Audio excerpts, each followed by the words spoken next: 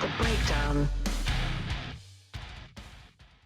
Prepare for Despair by Point North. I want you to disappear. Now we're nothing but strangers. I'm done with chasing ghosts. When bitter betrayal gets rotting exhale, how far would you go for someone you don't know? This is the Los Angeles Outfit's second studio album, arriving August 18th via Hopeless Records. Prepare for Despair consists of 11 tracks and is the much anticipated follow-up to 2020's brand new Vision LP. And listen, of all the albums that dropped in 2020, between Movements, Bearings, and Point North, I remember Brand New Vision the best because I fucking loved that record. That was an excellent record. You had some features from Dwayne Jackson that were great. I think in particular, maybe it stands out the most because it was this band's debut record. Yes. Like, it's worth notating that versus the other albums, which were follow-ups for the other bands. Yeah. So again, Prepare for Despair, the sophomore effort. We also had fucking Kellen Quinn feature. I mean, the Kellen Quinn feature was essentially game-changing for that band, right? That song, like, charted on SiriusXM Octane, if I remember correctly, for 48 months, maybe 50. It was an absolute fucking game changer. Like, it was a career maker for the band, right? Like a song that hit so hard right out of the gate. Well, it was that, and like they have the Nothing Nowhere cover, right? That did really well. That's a good point as well. Yes. Let's not forget about that. Hammer, right? Hammer. And I think it afforded this band a lot of opportunities moving forward as well. It's like, I'm pretty sure John now is like a songwriter for other projects. Obviously they had that tour where they were opening for A Day to Remember and Asking Alexandria on a 3-band bill. So that's like a pretty, like, that's like an elevated level of support, right? They were playing fucking county fairs and shit. Like that was a big crowd type beat. So let's get into it, Marcos. You loved that last album. How did this one hold up in comparison? We're starting off different than I remember. Like, for whatever reason in my mind, Point North reminded me a lot more of bands like Movements, Bearings, the other ones we've discussed. Like so in the far back of your head, right? Yeah, like you throw them in with a pool of like a dozen other pop punk bands. Pop punk. Right. And then you sort of notated something that on first listen I didn't catch. You and I took the same note, which is so funny. Well, I was pretty much just I put that note to lead into what you had to say. So what is different now about Point North? Or what is more apparent about this band? They've shifted ever so slightly to maybe mirror projects more akin to like A Day to Remember, Sleeping with Sirens, Escape the Fate, bands who are like post-hardcore and metalcore in theory, but have significantly heavier pop punk leanings, right? Like they mostly just really flirt with the heavier genres, but they're never actually, like Sleeping with Sirens, as much as they might not admit it, are never like a metalcore band. Right, and while Escape the Fate and A Day to Remember certainly are, you can pull out much more instances from those two projects where it feels like they're walking the line between being like metalcore or pop punk and just sort of falling into this like really glossy pop rock. And that's where Point North sort of leans. It's like they've changed just ever so slightly, and in doing so they've sort of like really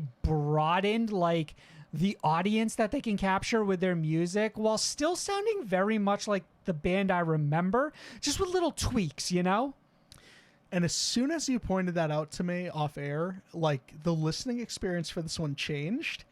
And suddenly, not that I was having not a good time with it, but like once I realized, like once you pointed out to me how heavier some of these bits were, right? And we don't want to oversell that really started to stick with me.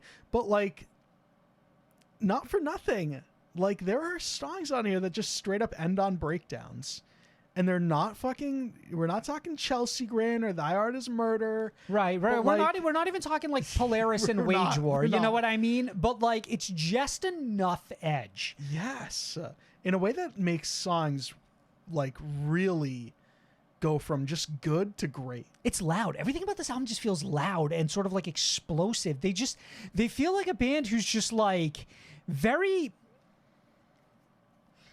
I feel like I say this about a lot of bands where it's like they feel very stadium ready. You know what I mean? Okay. But I that's kind of also where I land on this band, but more in a sense of like it feels like they looked at the landscape around them and they sort of like pulled in that level of confidence from other bands who'd like been doing it for years and years and years and sort of one-upped them in the process. Like, I'll compare this to bands like Escape the Faded Day to Remember, Sleeping with Sirens.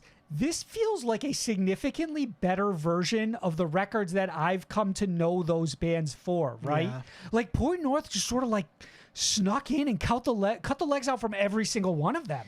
It's just written much better. Mm-hmm. Like, these are just... I think like this band as songwriters, they feel like a pop band masquerading Yes. as a scene band. so like everything feels like it comes naturally to them, and as a result, all of these songs come out sounding fucking excellent. There's a lot of standouts on here, Sam. What are the first couple that jump to mind? All right, tracks that really jumped out to me.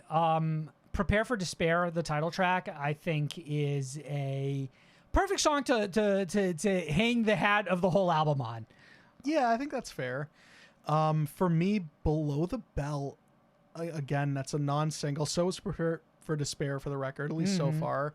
I know that we got a week to go, but Below the Belt has like a really like low-key energy at times to it until the song absolutely explodes on the chorus and you find yourself fucking screaming along. I can take more hits than you can ever throw, I think is like the gist of what that chorus is getting Beat across. Me Like a Punching Bag might be Yes. one of the strongest hooks of the year. Like to the point where like I'm surprised that the song outright isn't just called Punching Bag, because Also- that is how big that hook is. Do you feel like that song is so good that it's almost like you got to think back to yourself? Did I just miss this single? Because there's no way this band did wasn't not a single? drop. Wasn't this. a single? is what I'm Right, saying. but so being that this album drops like the Friday you're listening to Yes. this, like fingers crossed that this is one of those like day and date drops, because this deserves single treatment more than any other song I've heard this year. Just so that it gets like a little bit more spotlight. Yes. But quietly, you described every single song on here, which is just like, oh, here's like some fucking like snappy, fun little verse here, Yeah. and then the song just like absolutely fucking goes out of its mind the second the chorus hits. And then speaking of singles that didn't quite hit initially when they came out, compared to now, holy shit, does Dark Days, especially as a closer, really stand out on this record? Agree completely, yeah. Featuring Jairus Johnson. But again, like there's your fucking massive hook. Riffs in the background sound super solid.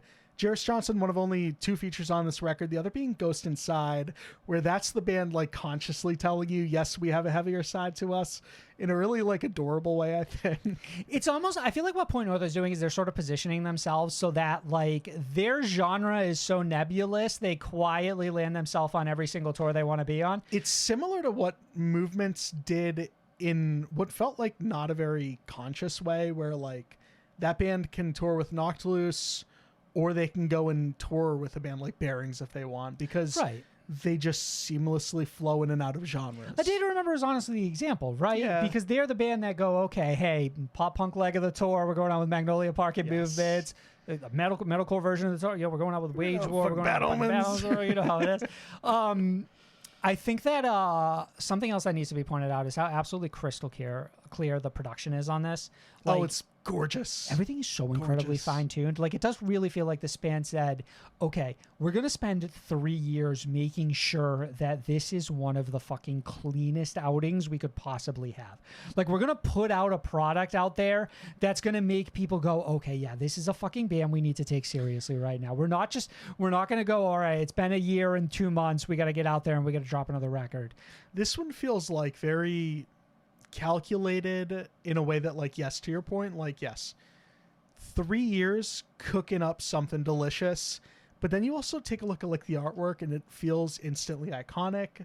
It's very like I don't know, what you would close your eyes and expect like some of the biggest pop punk albums that ever released to look like, just artwork wise. It's everything this band does is just sort of like to grab attention. Like everything about it just pops. It's like the instrumentals pop, the vocals pop, the melodies pop, the artwork pops, the band's attitude pops. Like everything is just very in your face, right? Yeah. Like speaking of attitude being in your face, you have songs like Recover, which serves as like one of the more powerful commentaries on the record, specifically pointing out how much society is regressing. I remember when the song initially released on Twitter, it was just accompanied by like 2 quick notes. Hey, abortion is healthcare and reproductive rights for everyone. Here's our new song. And obviously you listen to the song and it gets into that. It gets into how fucked society has been lately. Now, that's incredibly appreciated because I would say, like, alternatively, I do feel like there are a lot of instances on this album where it does feel like we're maybe a little too general with our lyrical content in a way that's like familiar phrases, voices in my head, dying on this A little bit of hill, that, you know what I yeah. mean? Where I wish the band was a little more pointed with their lyricism. Why are you dying on that hill? What's in your head? And it's Yeah. like many instances, it's like completely forgiving. It's like, listen, beat me like a punching bag is just a fucking hook, and I really don't need any other context, right? But you know, as the album goes on, I feel like that's where I wish it was maybe a little more fleshed out, especially lyrically. Well, like Dark Days, especially another example of like the hook is just so good that you forgive everything else. But what you're forgiving in the process are the lyrics where it's like, I'm done with these dark days. I'm putting them behind us. Big, and it's like, bold, all right, yeah. like biggest catch-all net imaginable. But again, like you only take so much away from this band. I think like biggest things that I want this review to get across is that Point North are fucking here. They have arrived. They sound fucking massive on this record, but you also take some of those, like you take those pros with those cons. Like you do have some more general lyrics. It is what it is. But overall, I have a fucking blast with this record. It is. It's one of those records where it's like you come at it and you're like, am I really going to criticize the plot of a Mission Impossible movie? Or did we just drive a motorcycle off of a train into like an ocean? Like how fucking, you know, myriad details am I going to get with a record like this? I'm going to get a little like, I'm going back and forth a lot between a 4 or a 4.5. Like I can't quite settle on what I want to give this. I'll give you where I'm at. I think for me this is a 4. Okay, then I'm gonna come in at a 4 as well, where it's like, this is an incredible time. It doesn't quite feel as impactful as like a Movements record. It doesn't quite feel as completely flawless as I felt that Bearings album was, but it does sort of like settle right in the middle of being like certainly where really I land. enjoyable, like easy recommend, really enjoyable record. An album where you do not question pressing play again as soon as it's over. Like I listened to this one countless times, had a fucking blast with it. Cannot recommend it enough. But yeah, like I think It's cotton candy. As far it's as a roller records coaster. this Like week, it's just a good time. Don't yeah. overthink it. As far as records this week, I think Movements has a little bit more meat on the bone. Bearings was just fucking unadulterated fun. And then this one's like, it's got a couple of like blemishes, but like overall still a wonderful time. The news.